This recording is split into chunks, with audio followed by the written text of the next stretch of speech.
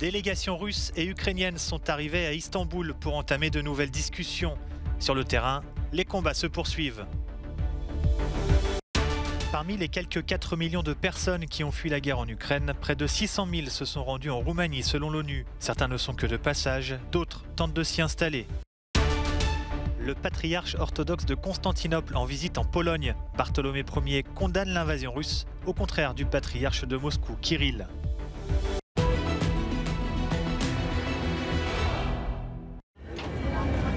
C'est à Istanbul que débutent aujourd'hui les nouveaux pourparlers entre Russes et Ukrainiens. Les garanties de sécurité, la neutralité de l'Ukraine ou encore le statut des zones contestées à l'est du pays pourraient être mises sur la table, même s'il est peu probable que Kiev fasse des concessions sur l'intégrité territoriale au moment où l'invasion russe patine. La Turquie, qui entretient de bonnes relations avec la Russie et l'Ukraine, avait déjà accueilli les ministres des Affaires étrangères des deux pays le 10 mars, sans que cela ne débouche sur des avancées significatives. Le président turc, Recep Tayyip Erdogan, se veut toutefois optimiste. Nous allons brièvement rencontrer les délégations des deux camps avant leur réunion. Ce que je peux déjà dire, c'est que les échanges téléphoniques que nous avons engagés avec M. Poutine et M. Zelensky vont dans une direction positive. Le ministre russe des Affaires étrangères, Sergueï Lavrov, a tempéré cet optimisme hier en écartant l'idée d'une rencontre entre les présidents des deux pays. La crise en Ukraine couvre depuis si longtemps, depuis tant d'années, qu'un nombre énorme de problèmes se sont accumulés. Donc le simple fait que les deux présidents puissent à ce stade se rencontrer et échanger leurs points de vue serait tout simplement contre-productif. Sur le terrain, les combats acharnés se poursuivent dans différentes zones du pays. Les autorités ukrainiennes ont affirmé hier soir avoir repris le contrôle d'Irpin, dans la banlieue ouest de Kiev. Les forces russes sont cependant toujours bien présentes au nord de la capitale.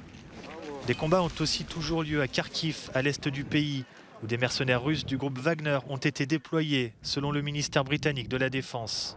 La situation humanitaire reste toujours alarmante dans la ville assiégée de Mariupol, où les habitants sont privés d'eau, de nourriture et de médicaments.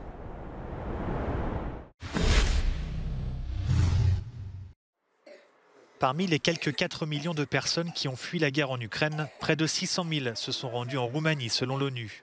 C'est le cas d'Irina, professeure d'anglais, arrivée à Bucarest en provenance d'Odessa avec son fils, sa grand-mère et une amie au début du conflit. Irina a déjà trouvé un emploi dans un restaurant chinois. Trouver un travail a été quelque chose d'important pour moi. J'ai commencé à me sentir mieux quand j'ai débuté ce travail. Quand nous sommes arrivés ici, c'était vraiment difficile. Pourtant, l'accueil a été parfait et nous vivons dans des conditions confortables. Mais nous ne faisions rien de notre journée. Psychologiquement, c'était compliqué. J'essaye d'oublier certaines choses parce que la situation est très difficile. Mais quand j'ai une pause, bien sûr, je prends mon téléphone, j'ouvre Facebook et je vois toutes ces nouvelles sur les enfants et tous ces gens qui meurent. Camélia est celle qui a ouvert sa maison à Irina et à ses proches. Elle raconte. Elles étaient complètement désorientées. Elles ne parlaient pas. Pendant presque une semaine, elles n'ont quasiment pas quitté la maison. Pour Irina, comme pour d'autres réfugiés, le travail a permis d'introduire un élément de normalité dans un quotidien bouleversé. Et au-delà de l'aspect financier, c'est aussi un bon moyen de se changer les idées. L'Union européenne cherche à coordonner ses efforts pour faire face aux arrivées de réfugiés ukrainiens. Réunis lundi, les ministres de l'Intérieur veulent pouvoir apporter en priorité une aide médicale et psychologique. Il s'agit aussi de pouvoir loger les personnes qui fuient les combats. Les 27 veulent déployer les moyens nécessaires pour protéger les femmes et les enfants non accompagnés qui pourraient devenir victimes de trafic d'êtres humains.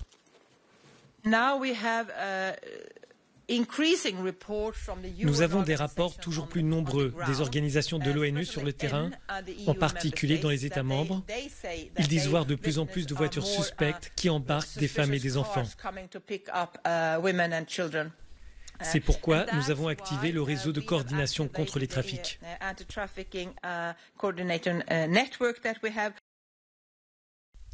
Près de 4 millions de personnes ont fui l'Ukraine, plus de 2 millions d'entre elles sont en Pologne. Suivent ensuite la Roumanie, la Moldavie, la Hongrie et la Slovaquie. Les ministres ont aussi évoqué à Bruxelles le défi financier que représentent ces déplacés. L'Union évalue les fonds qu'elle peut utiliser ou réemployer pour venir en aide aux pays d'accueil. Le dispositif de protection temporaire actuellement en place permet l'accès au logement, au marché du travail, au système scolaire et au système de santé. Mais les personnes les plus vulnérables ont des nécessités particulières. Ce qui est important en parallèle, c'est que les pays européens augmentent fortement leur capacité d'accueil pour s'assurer que tous ceux qui arrivent, familles et enfants, aient accès à un hébergement sûr, accueillant pour un enfant et en tenant en compte leur genre. Ces personnes auront aussi besoin d'être orientées vers des services de base et obtenir un soutien psychosocial. Les enfants non accompagnés devront également avoir accès à des réseaux de tutelle. Certains États atteignent leur capacité maximale d'accueil. La Commission européenne met aussi en place une plateforme d'enregistrement des réfugiés pour permettre de coordonner les besoins et les demandes des pays membres.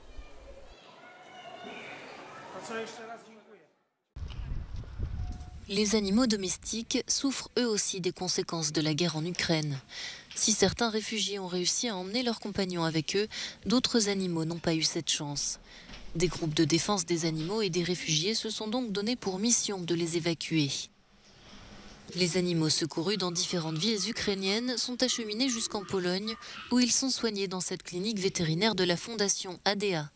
Beaucoup arrivent complètement épuisés et ont un besoin urgent de soins.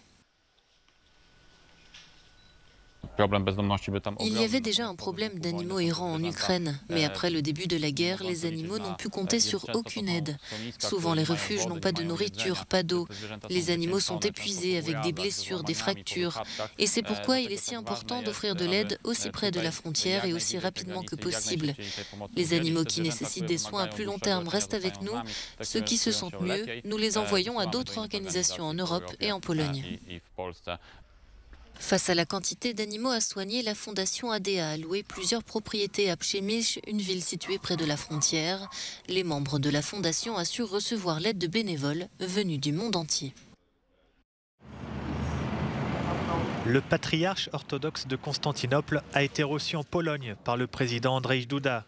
Bartholomé Ier est venu apporter un soutien moral aux plus de 2 millions de réfugiés qui ont fui la guerre en Ukraine. Ces jours-ci, je me concentre exclusivement sur la solidarité et la prière avec les millions de réfugiés qui ont été déplacés de force par l'agression en cours injustifiée et injustifiable. La Russie est coupable de violences horribles et coûteuses sur la patrie souveraine de l'Ukraine. Une visite et des déclarations pas vraiment au goût de Moscou. Proche de Vladimir Poutine, le patriarche Kirill a depuis le début béni l'invasion russe, déclarant qu'elle faisait partie d'une lutte contre le péché et les pressions exercées par les étrangers libéraux qui, selon lui, font la promotion de l'homosexualité. Les prises de position du patriarche de Moscou ont provoqué l'émoi d'une grande partie des 30 millions de croyants orthodoxes ukrainiens, traditionnellement fidèles à l'Église russe. Même si depuis quelques années, les tensions entre les deux pays ont provoqué quelques remous. En 2018, Bartholomé Ier avait en effet reconnu l'indépendance de l'Église orthodoxe ukrainienne, créant des scissions entre les croyants autonomistes et ceux qui souhaitaient rester fidèles au patriarche de Moscou.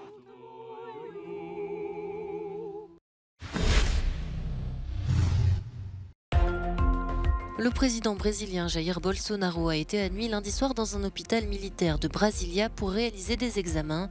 Il aurait eu un malaise, selon le ministre de la Communication Fabio Faria. Jair Bolsonaro, 67 ans, avait reçu un coup de couteau dans l'abdomen pendant sa campagne présidentielle de 2018.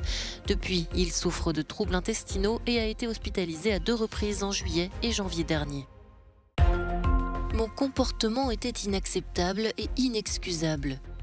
Sur Instagram, l'acteur Will Smith, oscarisé pour son rôle dans La Méthode Williams, a présenté ses excuses publiques à l'humoriste Chris Rock, qui l'avait giflé dimanche sur la scène de la soirée des Oscars après une blague sur son épouse atteinte d'alopécie. L'Académie des Oscars a annoncé l'ouverture d'une enquête interne sur cet incident.